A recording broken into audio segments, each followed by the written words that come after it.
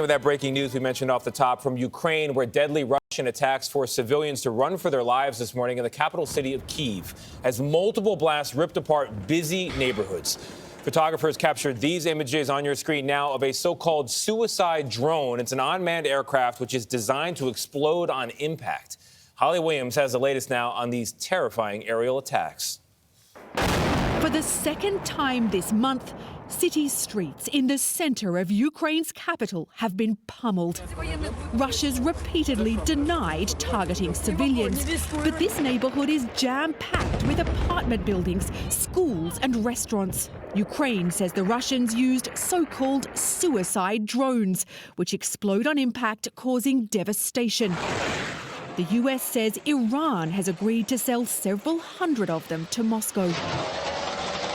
Today's attack comes after Russia claimed over the weekend that Ukraine shelled the city of Belgorod, just over the border, with civilians wounded. And in eastern Ukraine, where the front line extends for around 1,500 miles, there's been more deadly fighting. Ukraine's the idea that they're using drones, like kamikaze drones, right? Drones that explode on impact,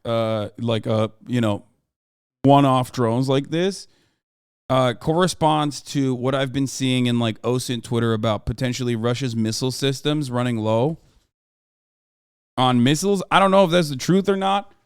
I have no way of accounting for it. I just don't know, right? But it's also straight up terrorism.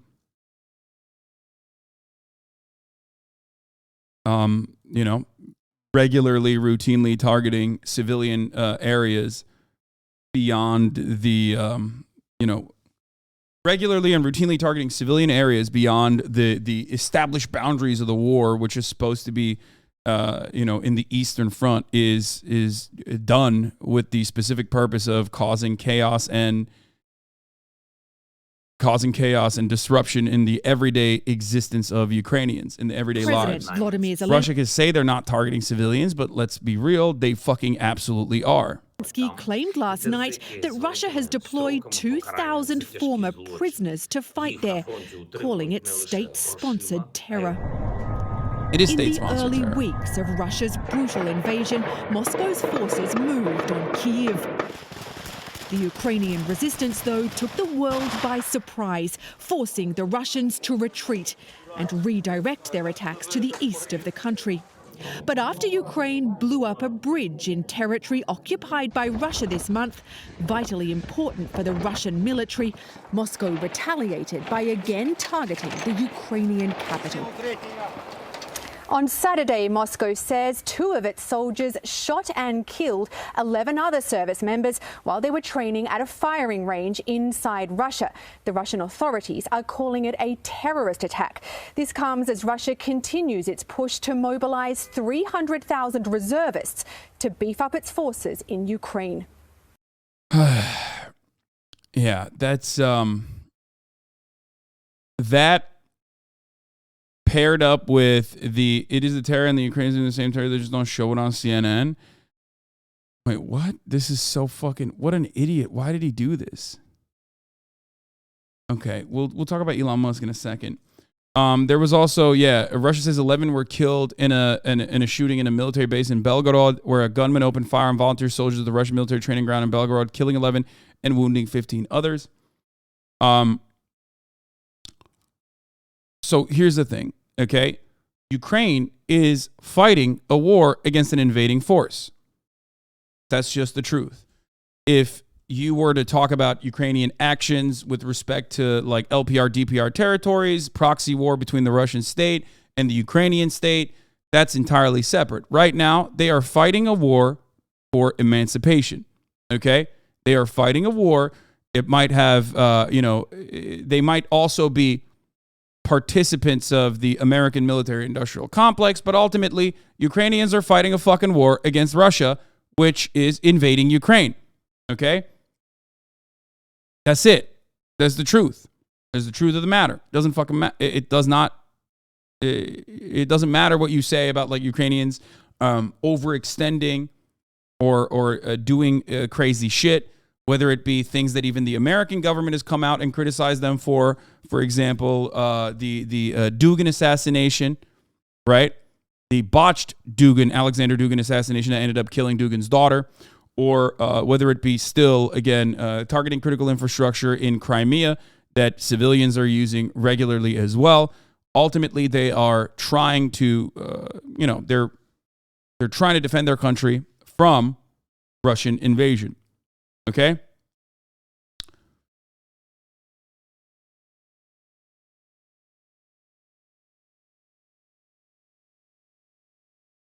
What I am fearful of, and I've talked about this already since I saw American State Department members talking regularly about Russia could use a fucking nuclear bomb, but if they use one, it'll be a baby nuke. It'll be a tactical nuke. It won't be that big of a fucking nuke.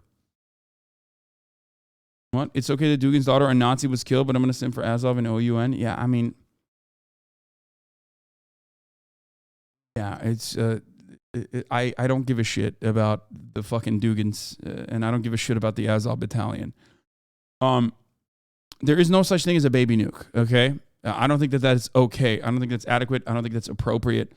And I am fearful now more than before, even though the American State Department is stating that, Russia has not escalated or done anything, done any movements that they would consider to be terrifying, that they would consider, beyond the pale with respect to deploying nukes or moving nukes around.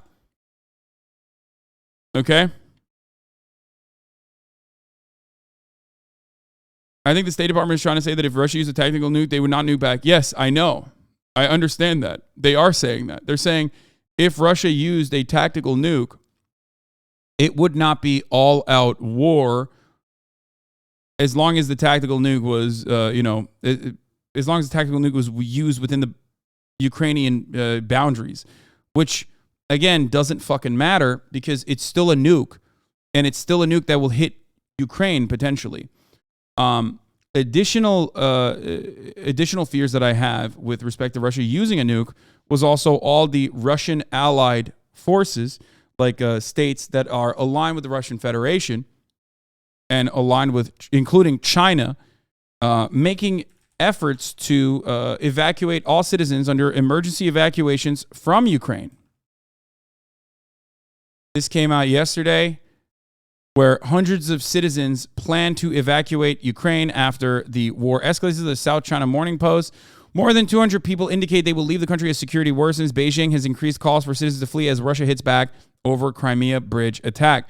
Now, this could mean China wants to evacuate because they think Russia is just like indiscriminately going to keep bombing civilian populations on top of Ukraine, and they don't want anyone to die, any Chinese national to die.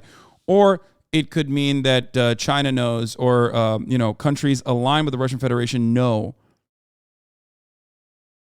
something that we don't. And that's the reason why they are escalating their calls for evacuation more than they did before. Attacks on more Western population centers could be the full rationale for pulling the Chinese nationals out. Certainly. That is certainly the case.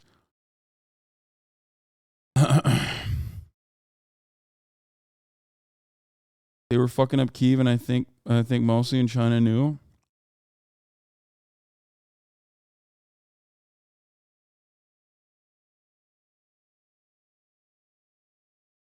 No shot. There will be a nuke, and Russia doesn't even need one. They have almost all the territory they set out to get. This is propaganda from the State Department.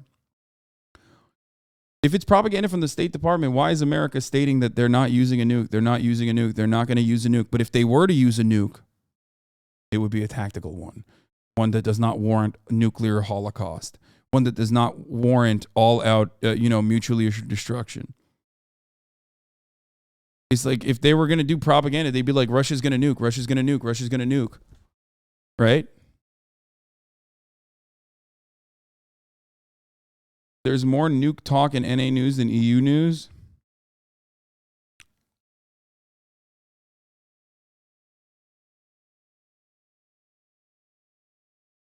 Anyway, what is this AOC's take on Russia, Ukraine? Let's take a look at what she had to say. Did you speak on being confronted by anti-war protesters? Sure, they were actually not anti-war protesters. They were right-wing Trumpers, and some were LaRouche cult members, not progressives as they claimed. Their own social media history shows it was a stunt. Dude, I don't want to talk about this. I'm not reading this. I'm not talking about this. I fucking hate it. It is literally such a tiny, irrelevant sliver of extremely online fucking weirdos, and you guys are extremely online fucking weirdos for regularly bringing it up. I have avoided talking about it because they are completely fucking irrelevant, okay? Stop breathing fire into this. It's not a real fucking movement. It's like MAGA communism. You know what I mean? It's not real. It's not a real thing.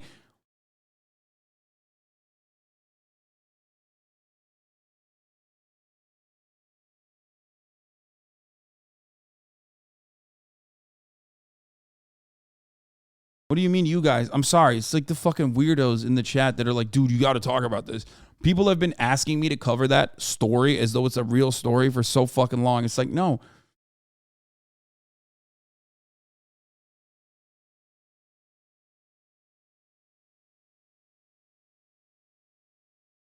Baby nuke talks, State Department heads trying to de-escalate the worst case scenario in the hearts and minds of USA citizens? Yes.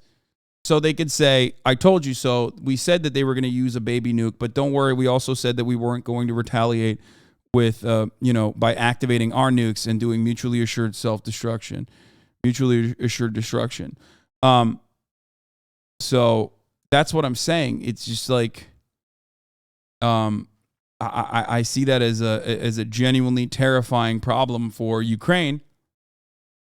And I'll admit, like, I don't know if Vladimir Putin would do such a thing. Okay, I don't know. Like, I'm admitting it. I don't know at this point. If he feels cornered enough, if he feels like his back is his back is pushed to a wall, will he activate? I don't know. I think people are overreading this with the evacuations. Russia's pouring troops into Belarus again, which means another Kyiv attack might happen again. Dude, they will get fucking owned. I don't know if it's to reshift Ukrainian forces away from the Eastern Territory where they've made gains to like go back into fucking Western Ukraine and then overtake Eastern territories once again with ease. But ultimately, this is just an extension. It's a continuation. It's never going to fucking end. This will never end. It's so fucking stupid. It's so stupid. Obviously, it's brutal and awful for all the Ukrainians that have to go through this. Like those old, the two babushkas come to mind immediately when I'm talking about this, like where they're like, we keep switching hats, but everyone's hitting us. Russians come in and they hit us. Ukrainians come in and they hit us. What the fuck? We just want to survive. And that is the unfortunate reality, that they always have civilians suffer.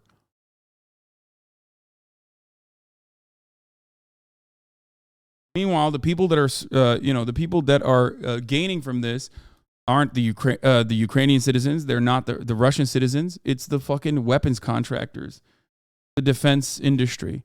They're the ones who are selling this war economy.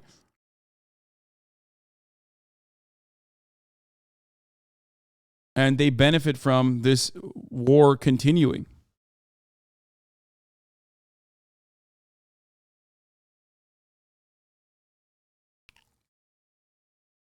But yeah, I have seen a lot of movement of military personnel to Belarus. It's increasingly likely that a joint contingent of Belarusian and Russian forces are preparing for some sort of offensive operation along the border with northern Ukraine. Note the new tactical markings on a large majority of these vehicles. I haven't seen it, but is it the triangle? I guess maybe.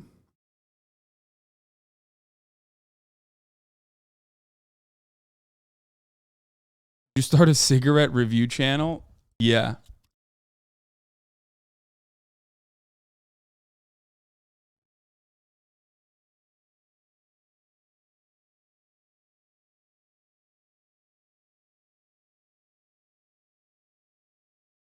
Yeah, it does seem like it's the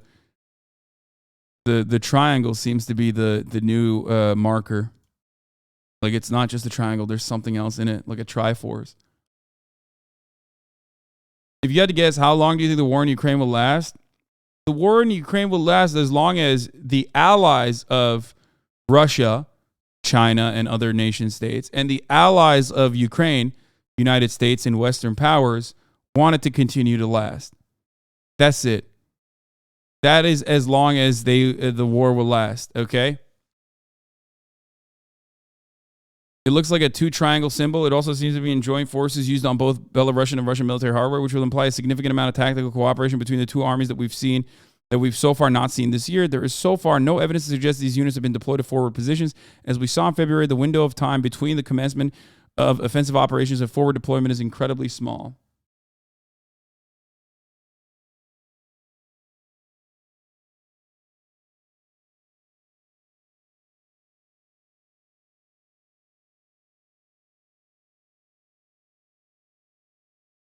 I think China is not on any particular side. They're on their own side. Russia is virtually alone. Yeah, no, that's crazy to say Russia is alone.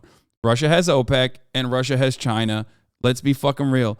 As much as, you know, I like to be the number one defender of Top G, like, you're being ridiculous when you say China is not on board with this.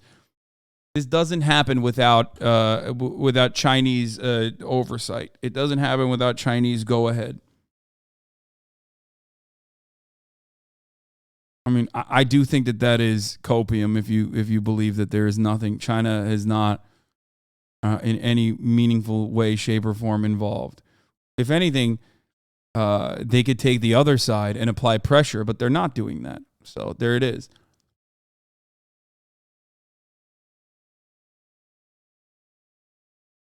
What is China's genuine question? What does China stand to gain? Undermining Western hegemonic power and creating a multipolar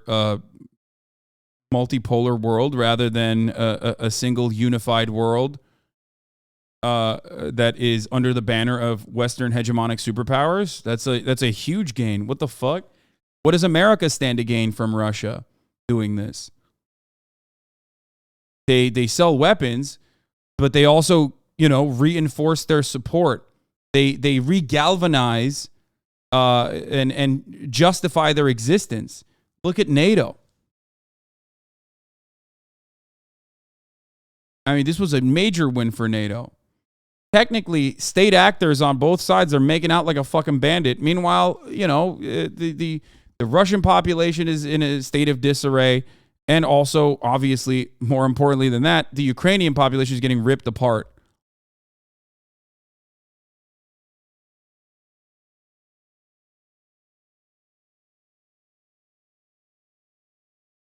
How is a multipolar world a bad thing? Genuinely curious. I personally don't think it is, but we're not going to get into that.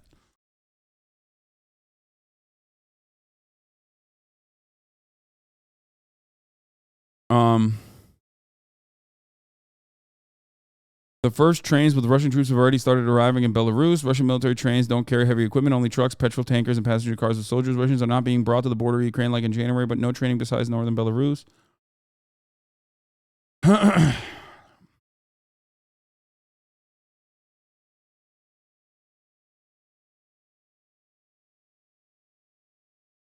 This is Putin's war. There is no both sides. I mean, whether willingly or unwillingly, there are two sides. You know what I mean? Like, the Ukrainian population has been sucked into this war, but they are a side. What do you mean? They might be the right side. They are the right side. Their cause is just, but it's still a fucking side. You know what I mean? What are you talking about? It's not like Russia is fighting itself. When they fucking drone strike Western Ukrainian territory, they're literally drone striking. They're using suicide drones on top of fucking playgrounds and shit. Who do you think is dying there?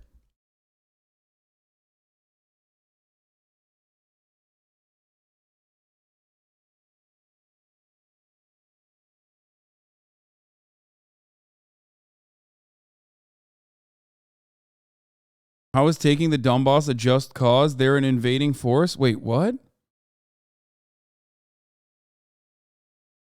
I can't tell if you're saying Russia invading Donbass or if you're saying Ukrainians are invading Donbass now, because I never said Russia's cause was just.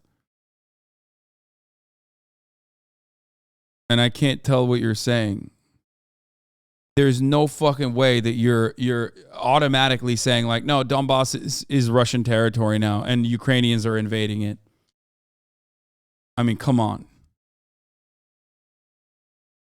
I mean, like, you can't equivocate Ukraine offense being as equal to the bad stuff Russia does. For example, the bridge offensive attack. I never have. But you have actually self-reported desperately by looking at other people that are desperately trying to make it seem like I'm equivocating. I never did that. I know where you're coming from, motherfucker. Okay? Get a better source of information if you want. Because I never said that. I've been fairly clear on Ukrainian emancipation being a just cause from the fucking jump. Including literally today, not that long ago.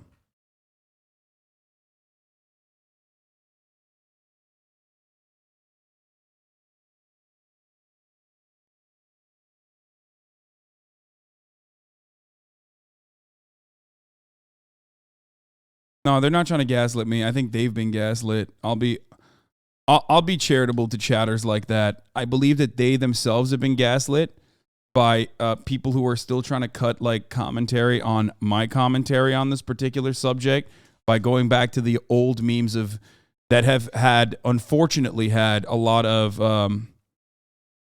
prominence in the YouTube essayist space. Claiming that I've always been a fucking fan of Russia or some shit when I very clearly have not. And you guys already know that. But they're just trying to go back to that meme over and over again and hammer it because they thought that was effective.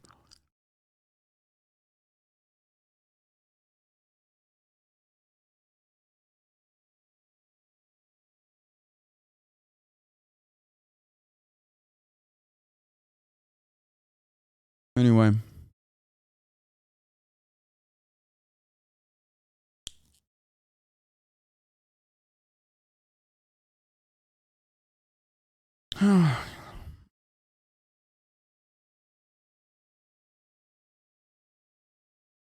So, I don't know. I don't know what will happen. We can only wait and see. I have said time and time again, they aren't going back to it for no reason. It was your takes on the Crimean Bridge destruction that spurred recent discourse.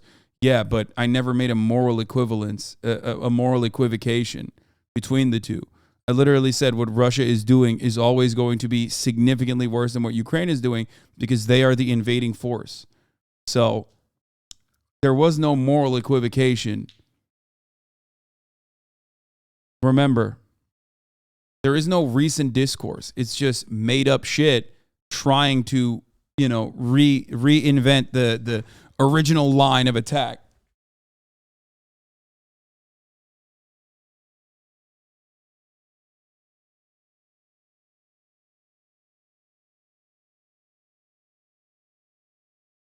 Anyway, this unfortunately is a subject matter that turns everyone into fucking psychos, in my opinion. And they probably think I am being a psycho. Why are people so afraid to say Ukraine bad? Because they're the ones who are getting fucking owned right now. You know what I mean? The Ukrainians are the ones who are dying. Ukrainians are the ones who are suffering. That's the reason why people say it. But then the other reason is because they're fucking lost in the sauce. Like they can't even they don't even think about anything. That like any kind of criticism towards Ukrainian actions in any meaningful capacity is still completely Putin propaganda. Anyway, in other news, Sky News, Trust has just removed one of her biggest remaining arguments for staying in power. Anal. That's right. There it is. It's the truth.